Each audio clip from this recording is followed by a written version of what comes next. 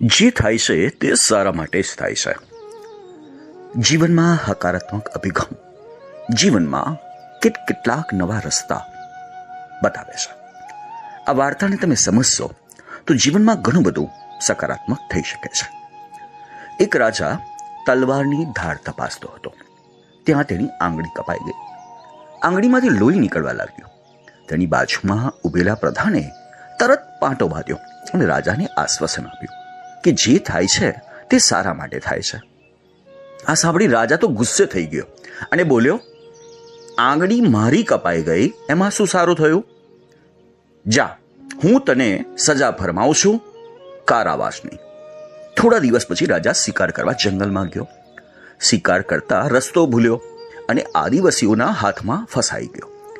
આદિવાસીના રાજાએ બલિ ચડાવવાની તૈયારી કરી, પણ આદિવાસીના એક સરદારે કહ્યું કે બલિ માટે તો પૂર્ણ માણસ હોવો જોઈએ. આ માણસ તો બલિ માટે લાયક નથી. તેની આંગળી કપાયેલી છે. આથી આદિવાસીના રાજાએ આ રાજાને છોડી મૂક્યો. રાજા મહેલમાં પાછા આવ્યા અને પ્રધાનને બોલાવ્યો અને કહ્યું, ખરેખર જે થાય છે ને તે સારા માટે જ થાય છે.